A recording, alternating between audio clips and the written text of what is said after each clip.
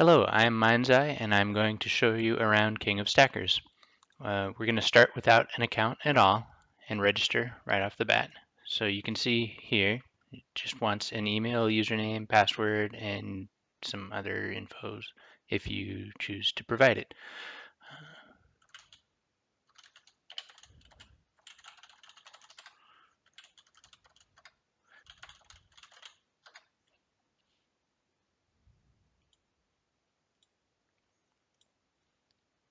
I have registered my account now.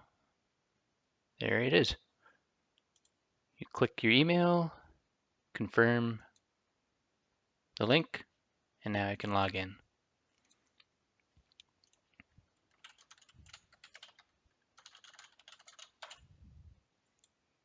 Okay, now we're in the site proper. You can see along the top here the navigation links for the different areas of the site, and in the bottom right we have the live chat. The little people icon here gives you the general chat room, and the chat tab lets you talk to specific people who are currently online. When you first start, you won't actually have any games going, but the activity tab is useful for seeing which ones you have and if you have turns ready and things like that.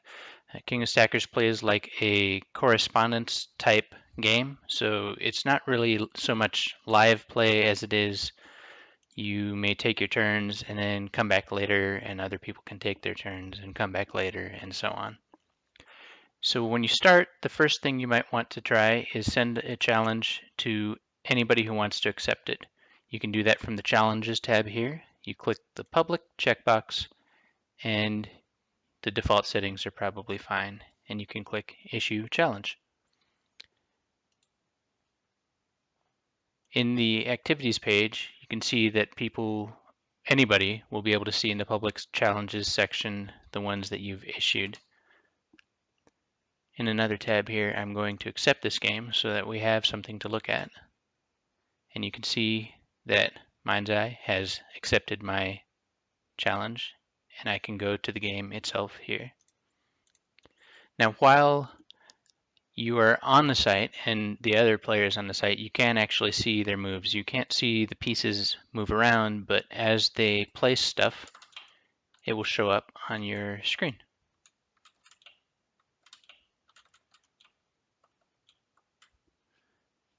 When they have finished their turn, the site will refresh and you can play. The basic movement keys are here. You can move left, move right, move down, drop instantly, and even reset your piece to start over. There, of course, are also the rotation keys, both clockwise, counterclockwise, and 180 degrees. An important part of the game is the commit and revert system.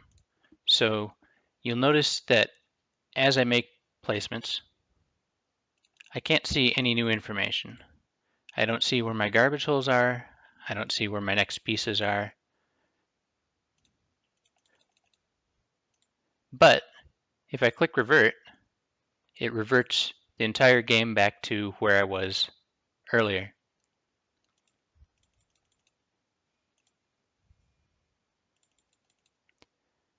I'm getting a little tired of clicking these buttons, so I'm going to take a sidetrack to my profile where I can set keyboard bindings for my keys. The numbers here are just the key codes. You can ignore them, but if you click in a particular edit box and press the key that you want, the number you can see will change. I'm going to set my keys to left, right, instant drop, move down, place piece, reset, counterclockwise, clockwise, 180, hold, and if you want, you may also set your auto shift settings here, and then click save. You'll notice that when I browsed away from the game page, there's a section here that says Ready Games. These are games where it's your turn, and you can get to them easily by clicking that.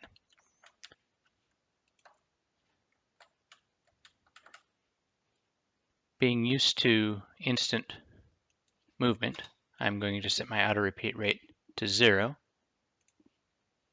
and my dash to something a little lower. The numbers here are in milliseconds, so much like Tetris Friends. That feels better.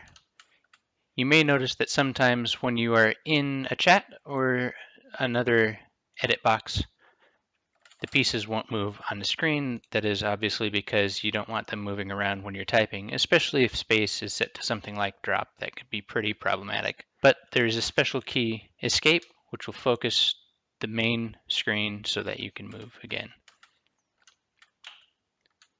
Now I'm going to take my turn. That's not a very good one.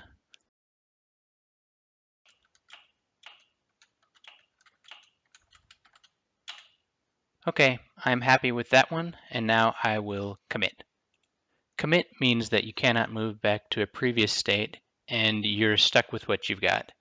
At the very end of your turn, you must commit to hand the gameplay back over to another player. One other important thing to know about commit and revert is that you don't need to commit only at the end of your turn. If you receive some garbage and you want to see where it is before doing anything else, you can simply accept the garbage and then commit. You will see where your garbage hole came in and your next pieces at that point.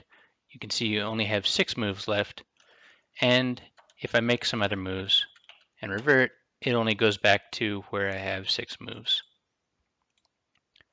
That covers the basic interface of the game. Let's look around at some of the other areas of the site. At the top, from the left, we have the member list. This is where the people who are currently active on the site are displayed, or all of them ever. You can click the top header to sort if you feel like it. That's about all there is to see here. Let's look at a profile. Down below, you can select how far back to go when creating the statistics. You can see that I've played 2,210 games since the site has existed, which is pretty cool. You can also browse those games that I've played to look at the replays of any one of them. I'll talk more about the replays in a bit. Your own profile page, as I mentioned before, allows you to change your key bindings and also your password in case you need to do that. The challenges page shows challenges that are sent to you, challenges that are sent to anybody, and challenges that you have issued that nobody has accepted yet. When you issue a challenge to somebody,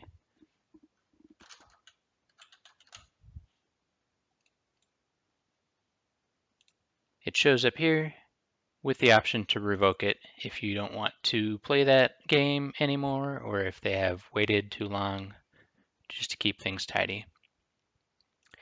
The activity page is very much like the challenges page, but without the extra stuff at the bottom, making it look a little cleaner, which on this site is something. The games page shows you your game history. I will show you briefly my own history. Here's what it looks like when you've played a few games. The replays page is actually quite useful these days.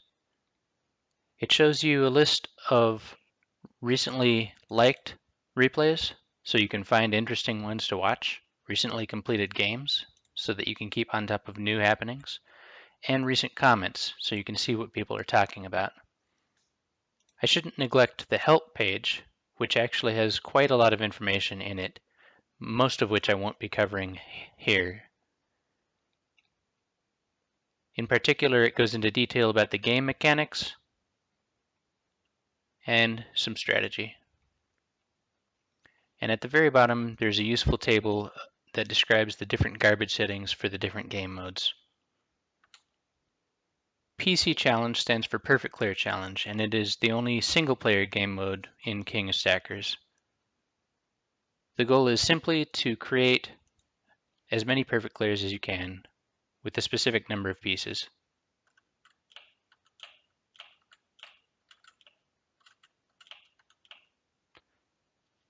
I've already messed this one up. So I will just end the game. You can see the top 10 scores for each type of game. You can actually play a game with 1,000 pieces.